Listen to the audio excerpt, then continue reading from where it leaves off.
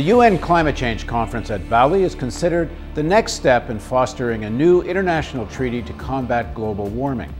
After almost 2 weeks of open dialogue, the conference finds itself in a deadlock between the European Union, the United States, Canada, and Japan.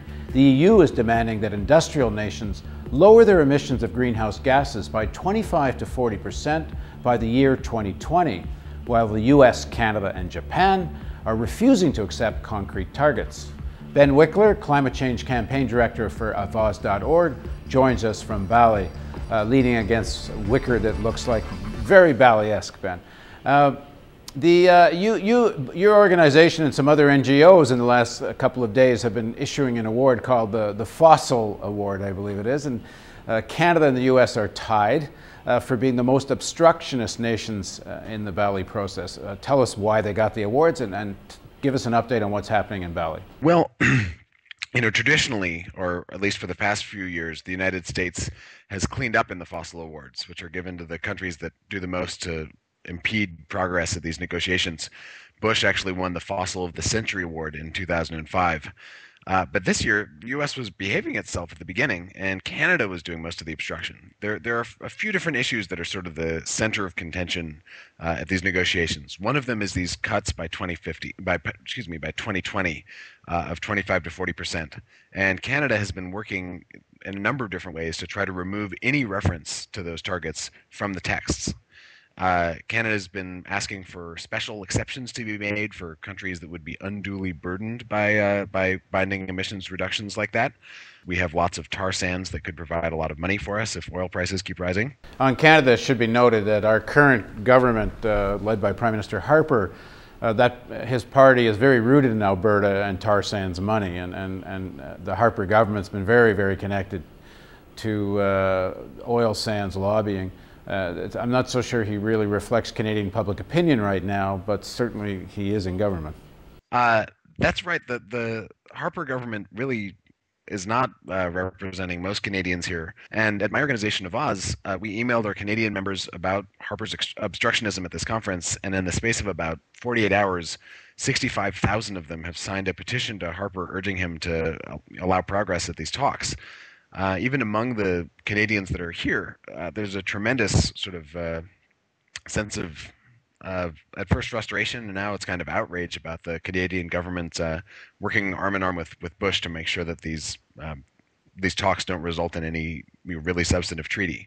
That must be partly to do with the fact that it's a lot more carbon emissions to get the oil out of the tar sands than it is to pump oil out of Saudi Arabian deserts. But what do you say to the Canadians who say we will be disproportionately affected in terms of our economy? Certainly the tar sands is seen as one of the main pillars of the future of the Canadian economy. Well, I mean, it's certainly true that Canada would not reap the same type of windfall that they currently are sort of have a shot at reaping if they were to, receive all the benefit that the tar sands have to offer. But the fact is, Canadians have a very high standard of living compared to most of the world. Canada has high per capita emissions and has benefited greatly from its historical emissions. And a little bit of belt tightening. It's not as though Canada would be plunged into penury for having to kind of, live in the same world as everyone else and not have a sudden huge new wealth appear out of nowhere. There's no question that the costs of dealing with climate change are going to be, to some extent, unequal. But the fact is that the burdens of adapting to climate change are also unequal. And Canada's definitely not paying the highest price in that regard. It's places like right here in Indonesia, actually, where islands are going to be sinking below sea levels, where agricultural output is being devastated by extreme weather patterns related to climate change.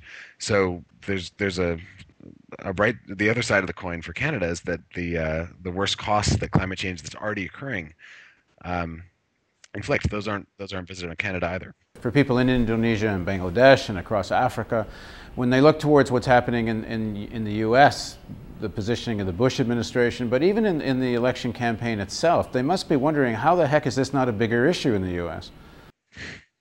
They are. Tonight Al Gore gave his big speech. He just received the Nobel Prize on Monday.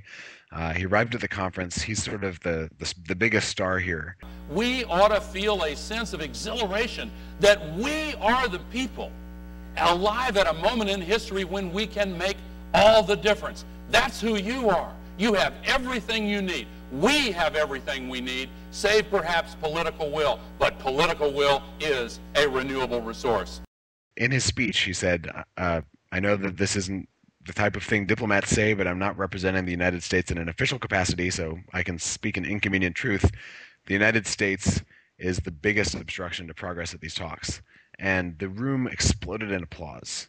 Then he said, he used a hockey metaphor. He quoted the hockey player who said he didn't pass to where the other players are, he passes to where the players will be. And he urged the world essentially to negotiate as though the U.S. government has been replaced, knowing that Bush is going to be out of office soon, and it's quite likely that the next U.S. administration is going to have a very different view on climate change. Do you think he's right? Do you see that in the candidates? Is there any serious programmatic talk amongst the Democratic Party candidates? In the United States right now, the idea of a sort of green energy future, of a new green economy, is right up there with healthcare and the war in Iraq as one of the core issues that people care about. Part of it is to do with the link between oil and all the kind of terrorism and international conflicts that the U.S. is embroiled in. Energy independence is a big buzzword in the United States. But part of it's also about climate change. And there's a very palpable feeling that this is a defining crisis, that the United States has sort of abdicated its global leadership role by failing to confront this crisis. And people across the U.S. are eager for a change of course on it.